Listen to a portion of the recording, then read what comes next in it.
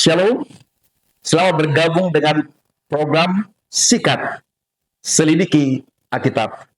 Mari berdoa. Bapa di surga, kami rindu tuntunan Roh Kudus-Mu, sementara kami menyingkap akan firman-Mu. Biarlah dengan tuntunan Roh Kudus-Mu, hati dan pikiran kami, baik yang mendengarkan, terbuka menerima akan firman yang kami akan ungkapkan. Di dalam nama Yesus kami berdoa. Saat ini kita akan menyelidiki Alkitab, yaitu tentang perintah agung dari Yesus Kristus yang terdapat di dalam Matius pasal 28 ayat 19 sampai 20. Topik pendidikan Alkitab, sikat, celakalah aku bila aku tidak memberitakan Injil. Ini judulnya tertulis di dalam 1 Korintus 9 ayat yang ke-16. Perintah agung dari Yesus Kristus, yaitu kabar Injil ke seluruh dunia, terdapat di dalam Matius pasal 28 ayat 19 sampai ayat 20. Karena itu pergilah, jadikanlah semua bangsa muridku, dan baptislah mereka di dalam nama Bapa, Anak, dan Roh Kudus, dan ajarlah mereka melakukan segala sesuatu yang telah kuperintahkan kepadamu. Perhatikan ayat berikutnya. Dan ketahuilah, aku menyertai kamu senantiasa sampai kepada akhir zaman. Dengan kata lain, bila mana kita mengabarkan Injil, tidak perlu ada yang ditakutkan. Kenapa? Janji firman Tuhan mengikat. Allah akan menyertai kita. Sebuah pengalaman berupa kesaksian saat kami masih bekerja tahun 2004 yang silam, kurang lebih 22 tahun yang lalu, yaitu di pedalaman Banjarmasin. Kami mengadakan KKR selama 1 minggu. Dari malam ke malam, begitu banyak yang hadir. Puji Tuhan, pada hari Kamis malam yang ke-5, waktu kami memberitakan Injil, semua mereka mau menerima Yesus sebagai juru selamat mereka, menerima hari Sabat, hari yang kudus. Dan di tempat itu kebetulan belum ada gereja Masehi Advent hari ke-7. Dengan senang hati, saya berdoa kepada mereka. Dan sesaat selesai berdoa, oleh karena mereka menerima akan firman Tuhan, maka infocus saya matikan. Tiba-tiba infocus terbakar. Saya kaget, oleh karena sesungguhnya senang sekali semua orang menerima Yesus sebagai juru selamatnya. Tetapi ternyata infocus tidak bisa langsung dimatikan. Akhirnya kami mencoba untuk memperbaikinya. Kami pergi ke kota Banjarmasin, berangkat jam 6 pagi karena dari pedalaman kurang lebih perjalanan 2 jam sampai di kota jam 8. Sampai jam 10 tidak ada kota atau toko-toko yang bisa memperbaiki infocus tersebut. Tetapi ada satu informasi yang kami dapatkan, bahwa ada tukang lemari jauh di sana yang bisa memperbaiki apa saja. Waktu kami pergi ke sana, ternyata tokonya terbakar. Musnahlah harapan kami untuk memperbaiki infocus tersebut. Tetapi karena aku menyertai engkau, itu kami ingat janji itu. Kami doakan Bapak tersebut, tukang lemari es. Bapak, tolong perbaikin infocus ini. Dicoba membukanya saja tidak bisa, karena memang infocus ini baru dibawa dari Amerika pada saat itu, dan harganya cukup lumayan, $4.000. Pada saat itu kalau dikalikan dengan rupiah, maka harga infocus itu kurang lebih 60 juta. Apa yang terjadi? Saya memberkati Bapak tersebut. Saya berdoa, Bapak, dia engkau utus untuk memperbaiki infocus ini. Biarlah di tangan dia semua beres, sehingga kami boleh pulang untuk mengabarkan Injil. Puji Tuhan. Infocus tersebut pulih kembali. Tidak kelihatan terbakar. Bagaimana cara dia untuk memperbaiki? Hanya oleh tangan Tuhan yang menyertainya. Waktu kami datang balik kepada KKR, apa yang terjadi? Pada hari Jumat. Rupanya pekabaran KKR ini tersebar. Mohon maaf kalau saya sampaikan beberapa hamba Tuhan, pendeta-pendeta, kebetulan mereka berbakti pada hari Minggu. Kami berbakti pada hari Sabat. Mereka memponis bila mana ada yang mau dibaptis. Tidak ada kuburan di tempat ini. Waktu kami mengadakan panggilan tentang baptisan, tidak ada yang maju satupun. Saudaraku, ini sangat heran.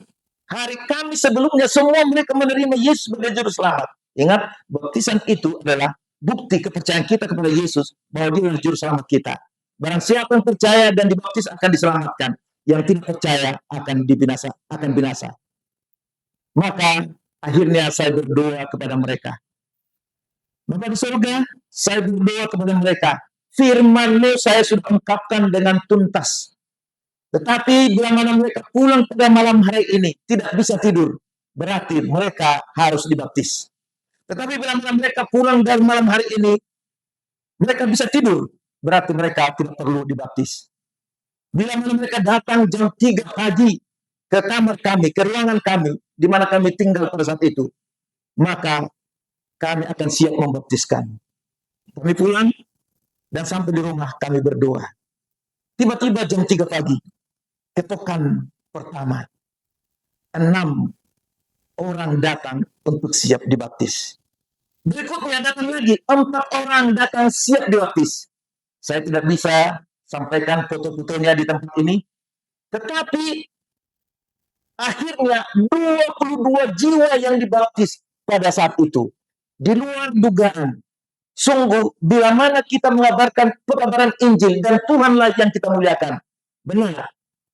Pernyataan perintah agung, aku akan menyertai engkau. Tentunya Dia akan memberikan keberhasilan sampai kepada kesudahan. Itu sebabnya kami membawa pekabaran ini. Semoga sikat selidik Alkitab tentang pekabaran Injil adalah setiap orang wajib untuk memberitakannya. Matius 24 ayat 14, mengapa Yesus belum datang? Karena Injil kerajaan itu belum dikabarkan ke seluruh dunia. Seandainya Injil kerajaan itu sudah dikabarkan ke seluruh dunia, maka Tuhan segera akan datang. Pemberitaan Injil adalah kesaksian yang mulia, dan itu adalah bagian kehidupan kita. 1 Korintus 9 ayat 16, Rasul Paulus bersaksi, memberikan kesaksian pribadinya bahwa karena jika aku memberitakan Injil, aku tidak mempunyai alasan untuk memegahkan diri.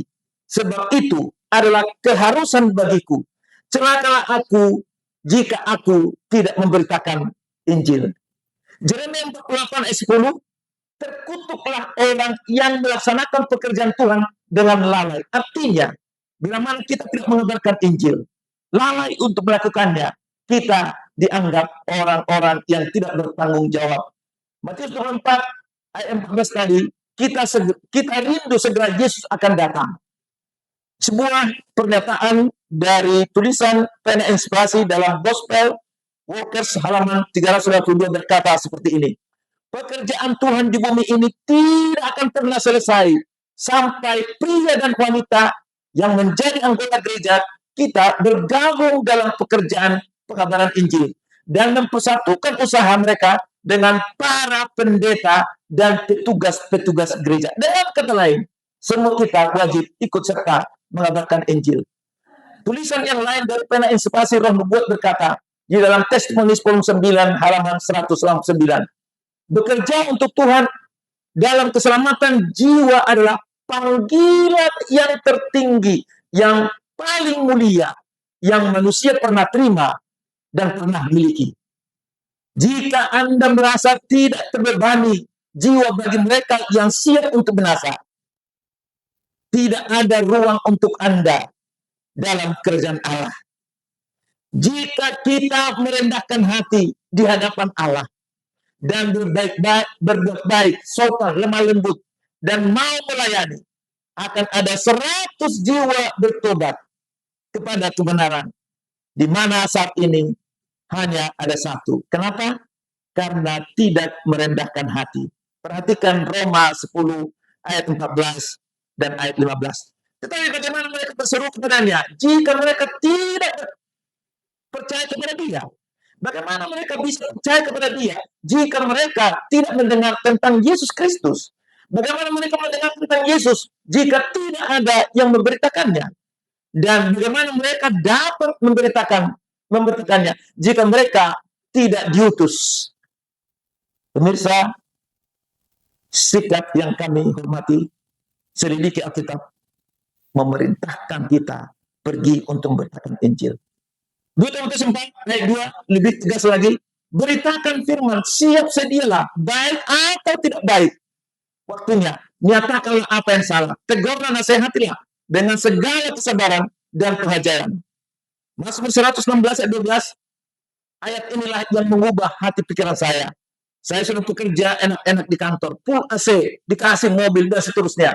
Lalu apa kata Yesus? Bagaimana aku balaskan kebaikan Tuhan dan segala kebajikannya kepadaku? Ayat 13, kabarkan Injil, suarakan keselamatan, serukan nama Tuhan. Maka dengan menyerukan nama Tuhan, mengabarkan Injil di mana kita berada, maka dunia akan berubah dan mereka akan menerima Yesus sebagai juru selamat mereka.